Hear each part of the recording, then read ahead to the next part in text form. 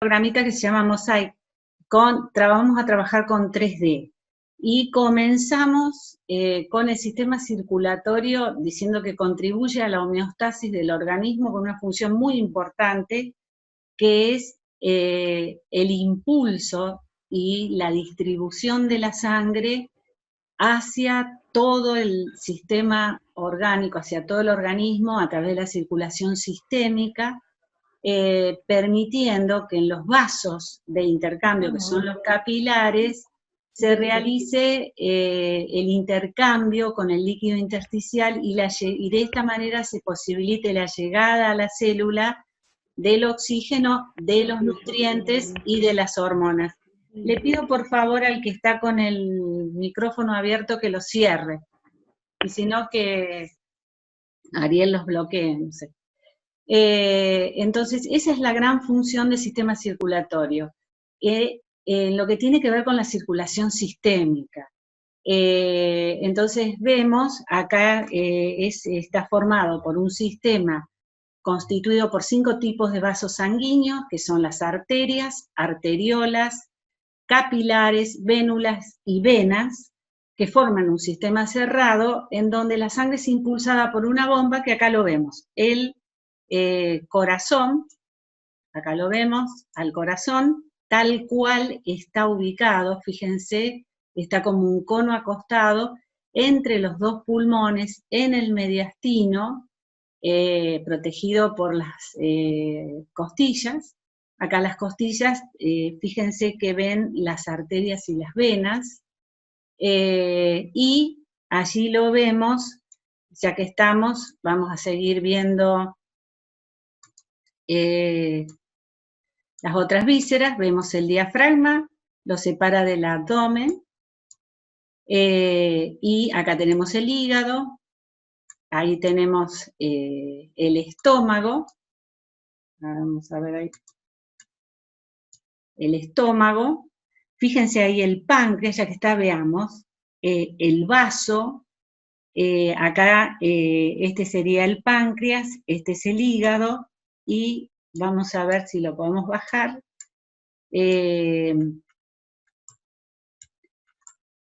Ahí está. Y entonces tenemos una idea de dónde está ubicado el corazón. El corazón actúa como una bomba que impulsa la sangre por las arterias que salen de los ventrículos, la aorta que nutre a la circulación sistémica del ventrículo izquierdo y la pulmonar del ventrículo derecho, que es este que vemos acá. Si aproximamos un poquito, a ver, ahí vemos la arteria pulmonar que sale del ventrículo derecho.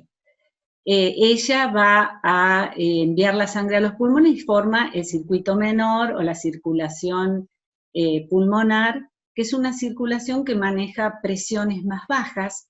Tiene la arteria pulmonar tiene mayor luz en relación a su diámetro, la pared es más delgadita, entonces ofrece menos resistencia a la sangre y por ende es un circuito con menor presión. La presión en la arteria pulmonar es un 20% de la presión en la arteria aorta. Pasemos a los vasos, porque sé que corazón ya lo han visto bien, y vamos a hablar sobre todo de la circulación arterial. Vemos que la circulación sistémica se mantiene a través de la arteria aorta, que es la que impulsa la sangre hacia todos los órganos o tejidos, hace el intercambio de los capilares, retorna por las venas a través de las venas cavas superior e inferior y del seno coronario.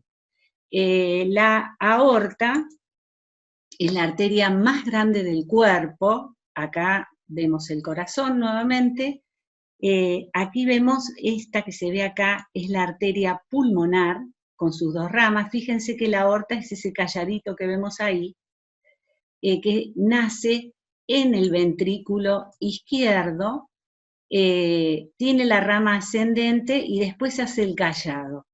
¿Ven? La pulmonar está por delante de la aorta en su porción ascendente está por detrás de la pulmonar y de la aurícula derecha, después hace el callado viene de bastón, ¿vieron el mango del bastón? Y después va a tener la aorta descendente, que va a tener la porción torácica arriba del diafragma y la abdominal debajo del diafragma, y finaliza en las arterias ilíacas primitivas o comunes. Estas arterias, la aorta, la ilíaca, las ramas de la aorta, que ya las vamos a ver, son arterias elásticas. ¿Qué quiere decir eso? Que ya sabemos que las arterias, después vamos a ver la constitución de los vasos, tienen una túnica íntima, media y externa. En la túnica media de las arterias elásticas yo tengo más fibras elásticas que musculares. De esta manera, la arteria tiene una gran distensibilidad, o sea, puede aceptar el volumen de sangre y a la presión que la eyecta el ventrículo izquierdo en el caso de la aorta o el derecho en el caso de la pulmonar, y esas fibras elásticas van a almacenar una energía mecánica potencial que gracias a su elasticidad, cuando vuelven al tamaño inicial, se transforma en energía cinética que impulsa la sangre. Entonces, mientras el ventrículo se está relajando, esa onda de presión, la arteria elástica la va conduciendo y va conduciendo la sangre. Por eso se dice que estas arterias son arterias de conducción, de propulsión de la sangre, y son las que van transmitiendo con eso la onda del pulso, ¿no es cierto?, que nosotros medimos. Vemos que la aorta tiene un diámetro más o menos de 3 centímetros y nace con la porción ascendente, que acá no la vemos porque está detrás de la pulmonar, está ahí, sube. ¿Cuál es las dos primeras ramas que dan la porción ascendente? Son las coronarias. O sea, la aorta comienza en la válvula pulmonar, válvula aórtica, en el ventrículo izquierdo, y da las dos ramas de las coronarias, la coronaria derecha y la coronaria izquierda. ¿Por qué se llaman coronarias? Porque forman una corona. Si ustedes miran, parece que el corazón tuviera una corona. Entonces, la coronaria izquierda nos va a dar la rama que desciende por atrás, la descendente posterior o interventricular posterior, y esa va a irrigar los dos ventrículos y va a dar la arteria marginal que irriga el ventrículo derecho. Mientras que la coronaria izquierda va a dar esta, que es la descendente anterior, y la circunfleja. Irrigan ambos ventrículos y la circunfleja la aurícula y el ventrículo izquierdo. Luego tengo las ramas del callado de la aorta, del manguito, que las veo acá en un oblicuo. Fíjense las 3 ramas, son 3. ¿Cuáles son estas 3? ¿Y a dónde las da? Las da generalmente a la altura del ángulo esternal, esa sobreelevación que tenemos nosotros en el esternal.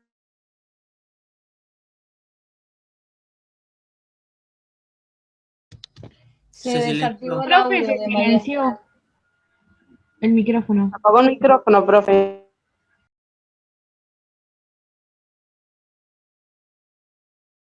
No, profe, no se escucha.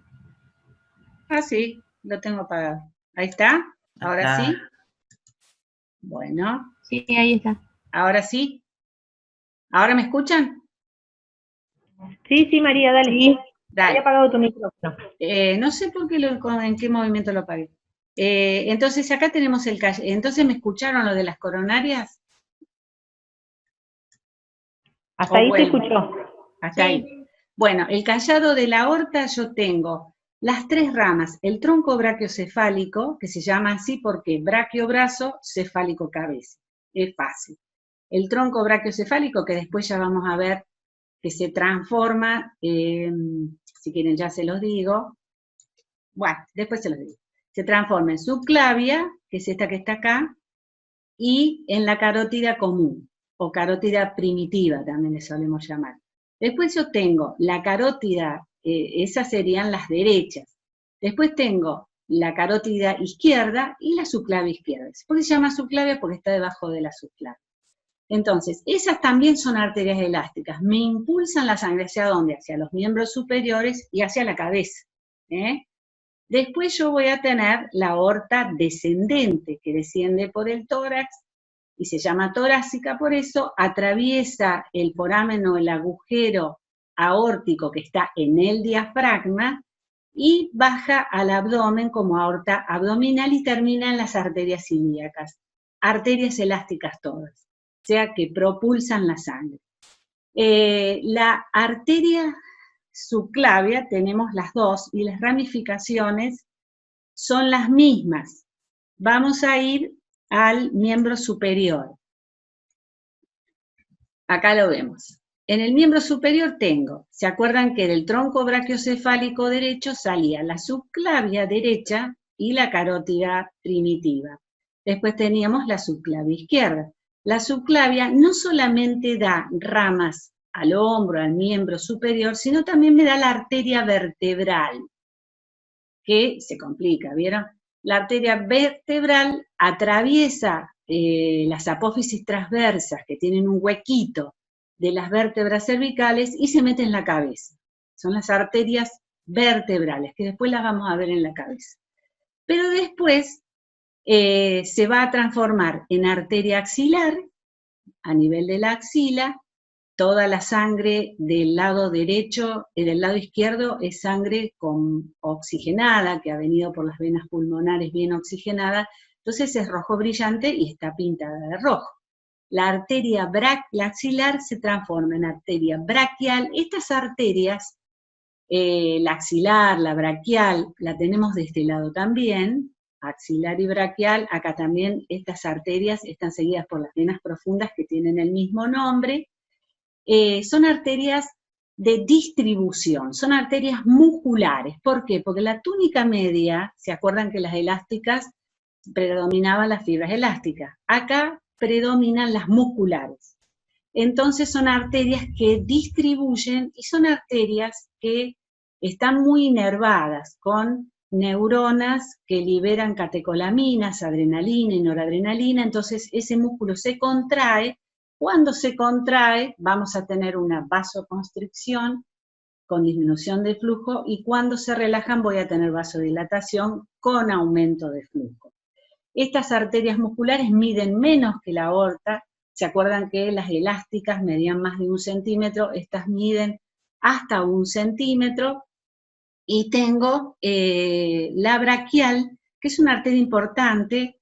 No sé si alguno quiere decir qué hacemos con la braquial o qué hace enfermería con la braquial, que es una arteria superficial que está en la superficie del brazo, que irriga todos los músculos, las aponeurosis a nivel del brazo, y que finaliza a la altura de la articulación del codo en la fosita cubital, en la parte anterior del codo. ¿Qué es lo que, para qué me sirve a mí esa arteria? El pulso yo lo palpo perfecto, y además, ¿para qué? ¿Qué tomamos ahí? ¿La presión? Muy bien, la presión arterial.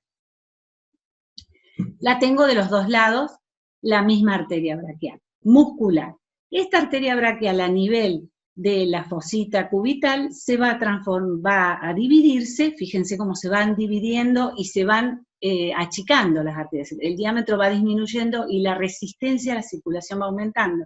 Se divide en arteria radial, que sigue el radio. Acuérdense que siempre el homúnculo, el hombre, se estudia anatómicamente con las palmas hacia adelante.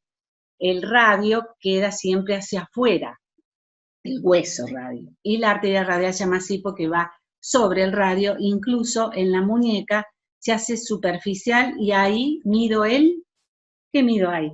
La frecuencia cardíaca. Mido generalmente la exactamente. La mido ahí, y del otro lado tengo la ulnar, como dice acá, o también le puedo decir cubital, porque sigue el cúbito, del otro lado. Y acá lo mismo, radial y cubital.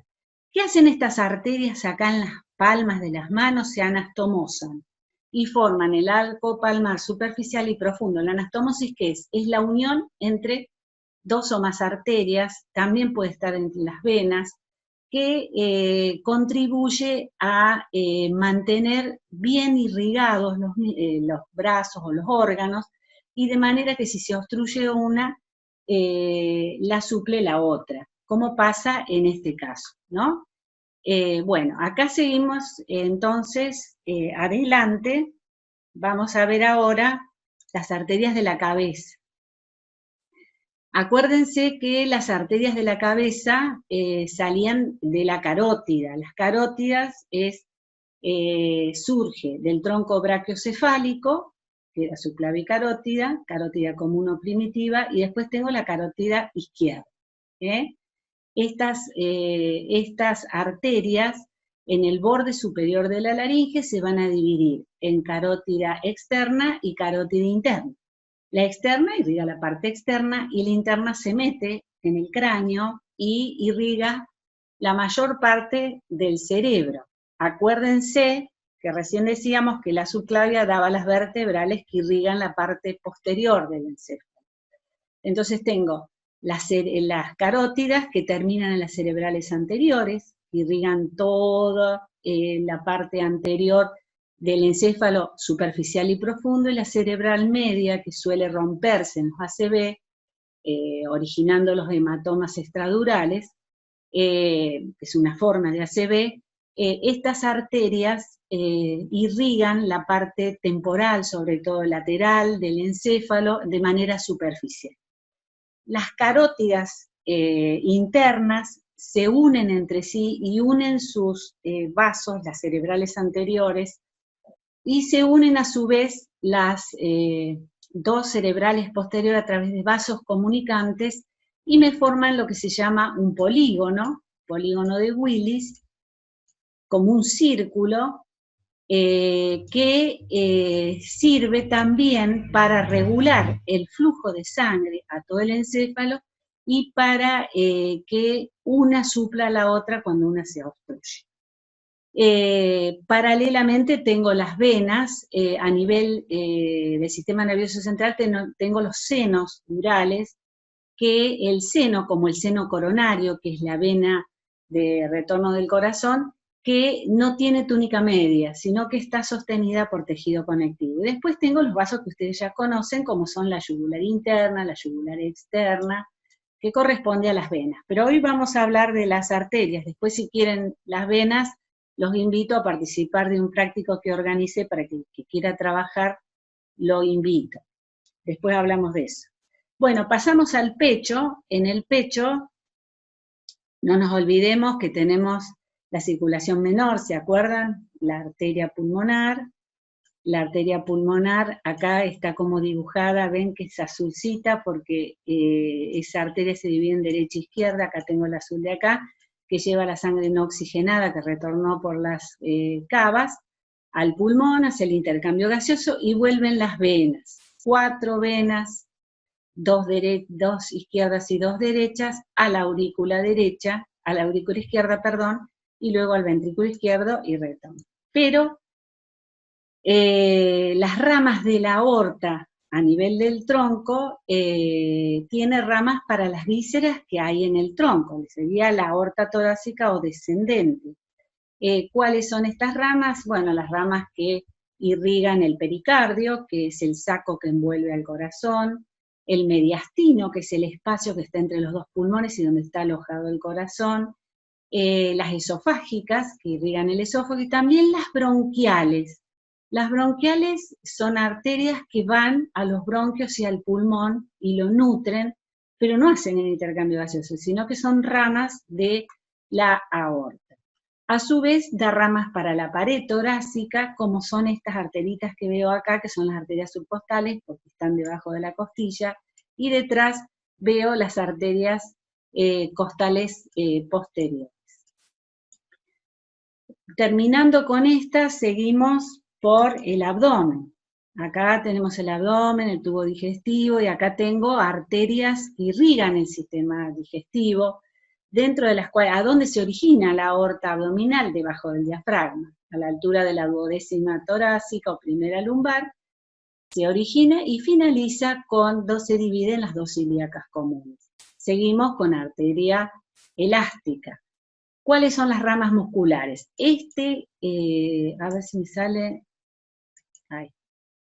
Acá, que veo acá es el tronco celíaco.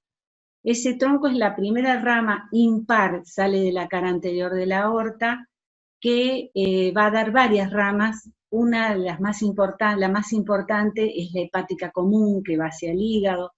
Da también una rama gástrica que va hacia el estómago. Da la arteria esplénica, que es esta, que es una arteria que va a recorrer el páncreas y que da también algunas ramas gástricas. La hepática, lo importante es que la arteria que va al hígado, acá vemos la arteria hepática, y también da ramas que irrigan el estómago y el duodeno. Luego de este tronco celíaco tengo otro impar, que es la mesentérica superior, que es esta gran arteria, esta, que ven que forma como toda una rama anastomótica que va a circular. Si ustedes compraron chinchulín alguna vez y vieron el mesenterio, que es la parte del peritoneo que une el intestino delgado a la pared abdominal posterior, tiene toda una anastomosis vascular, venas y arterias, en este caso la mesentérica superior, que ¿qué va a irrigar? Tiene algunas ramas para el duodeno y el páncreas, y tiene ramas para el intestino delgado y para el intestino grueso en su mitad derecha. La mitad izquierda del intestino grueso sería irrigada por la mesentérica inferior. Esas son las arterias impares. Y después tengo las arterias pares, dentro de las cuales tengo las renales, acá está marcada con la vena renal del otro lado, y también tengo las suprarrenales, que estarán por encima de las renales, y estas arterias que están por aquí, que corresponden a las arterias gonadales, o sea, las ováricas y testiculares. A nivel del abdomen, entonces, todas esas son arterias musculares o de conducción. Después tengo la arteria ilíacas, las ilíacas comunes, que se van a dividir en ilíaca interna, que son estas, o hipogástricas, que irrigan los órganos de la pelvis, las nalgas, y las ilíacas externas.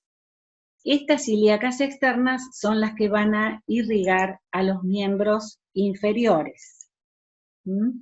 Acá vemos los miembros inferiores.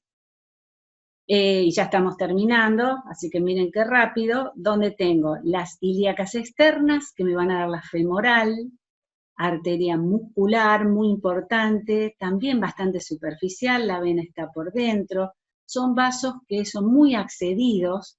La arteria femoral se accede en los cateterismos, se accede a través de un catéter que tiene en su extremo instrumentos de medición, incluso se colocan los estenos, se hacen cirugías, la hacen los hemodinamistas.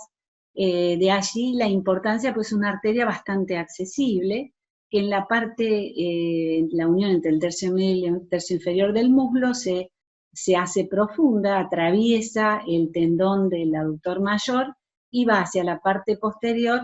En el hueco popliteo se transforma en arteria poplitea, acá no está escrita, está acá a nivel de la rodilla, y esta va a dar la tibial anterior y posterior. La anterior me da la pedia, el pulso pedio se mide mucho para ver enfermedad arterial en los miembros inferiores, y la tibial posterior, que me va a dar las arterias plantares. Y allí finalizamos la exposición de la distribución de las arterias. Me gustaría ver, a ver si puedo descargar ahora, y si nos volvemos a conectar, la constitución de estos vasos. Es medio difícil hablar y buscar a la vez, en donde nosotros vemos, paciencia que ya la encuentro, vemos cómo está constituido, para ver sobre todo cómo se hace el intercambio. Vemos un poquito la constitución de los vasos sanguíneos. Después yo les doy el link. Esta es la estructura del vaso sanguíneo, ¿la ven ahí? ¿La ven? Sí. Bueno, sí.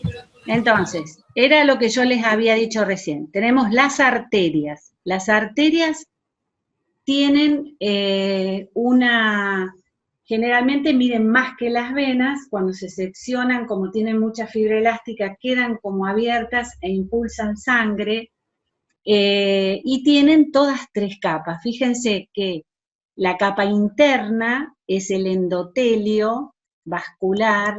Endotelio es tejido epitelial pavimentoso. Recuerden que todo lo que da hacia las superficies es epitelio. Esto se llama endotelio porque está dentro del vaso. Es como un caño revestido por todo un revestimiento de células bien unidas, salvo en los capilares, ¿no? Que ya lo vamos a ver, una con la otra y bien liso. Entonces la sangre toma contacto con este endotelio, que también lo tengo en el corazón como endocardio, ¿no es cierto? Entonces tengo esa capa interna con el endotelio que asienta sobre una membrana basal, todos los epitelios asientan sobre una membrana basal, una lámina elástica interna, que es esta, que son fibras elásticas, y una lámina, esta es la interna y esta es la externa.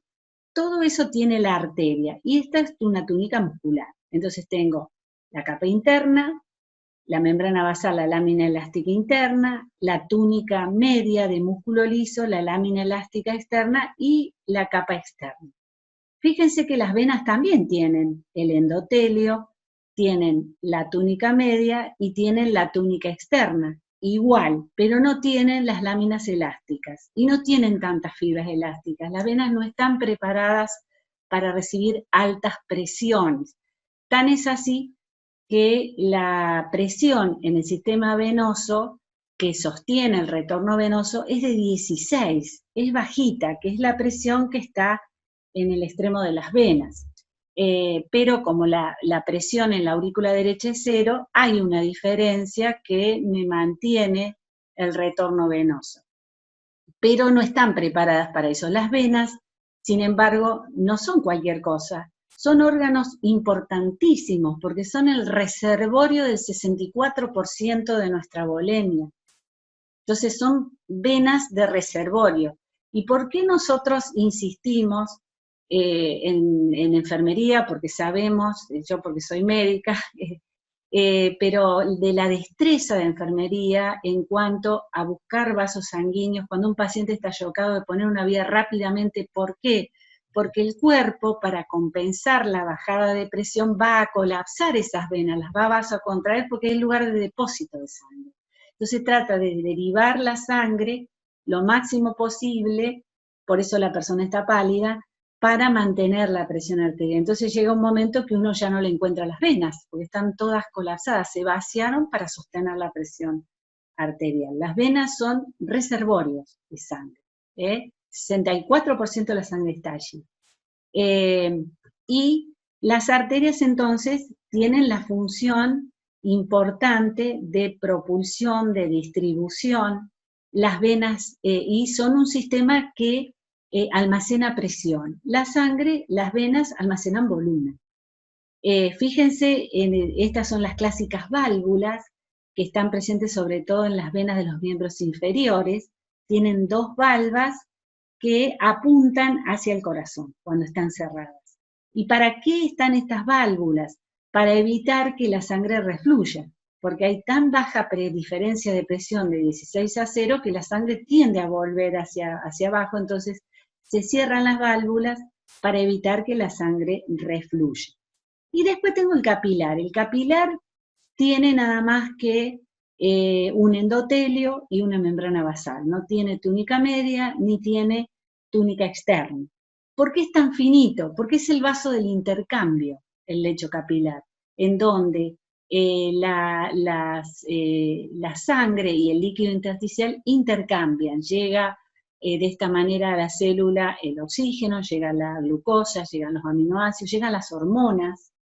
y esto se produce por un proceso de difusión, del lugar donde hay más a donde hay menos. Si yo tengo más oxígeno en la sangre arterial, va a ir a la intersticial donde tengo menos, y también por una cuestión de filtración, o sea, de diferencias de presión.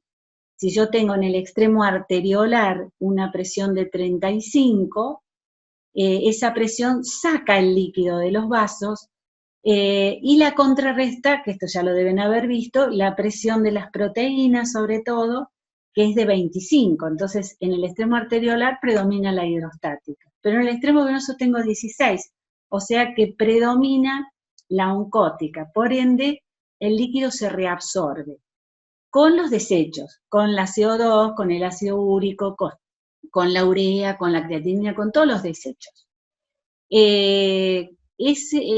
¿Cuánto líquido filtra todos los días en el cuerpo? Descontando la orina, 20 litros, de los cuales el 85% se reabsorbe en el extremo venoso de los capilares por estas diferencias de presiones, y el 15% restante, la circulación linfática lo devuelve a la circulación venosa a través del conducto torácico que desemboca en la unión entre la subclavia y la yugular. Quiero que miren esto que es dinámico, fíjense, acá tenemos una red capilar. O sea, la arteria se va dividiendo en arteriola, muy finita, que miden menos de 1 milímetro, o sea que miden milimicras, y esa va a dar una metaarteriola que tiene una red de capilares, de 10 a 100. Esto forma lo que se llama la microcirculación, y la sangre va pasando acá de manera sumamente lenta, así como en las arterias circula rápido porque hay baja resistencia. Acá, como yo tengo arteriolas muy finitas, la resistencia es alta y la sangre circula lento, a propósito, para que el intercambio se realice como corresponda. A su vez, fíjense que no todas las redes capilares están con sangre. Si una persona está en reposo, 25% o menos tienen sangre. El resto no va a la sangre. Ahora, cuando empezamos con gran actividad, entonces ahí sí se abren los otros vasos, o sea, porque las arteriolas son vasos de resistencia, o sea, son los vasos que se van a contraer o vasodilatar por estímulo nervioso y también por el óxido nítrico que lo dilata, la presencia de ácido láctico, de hidrógeno, dilata el vaso y disminuye la resistencia. Esto tiene relación con la presión, como ya lo deben haber visto.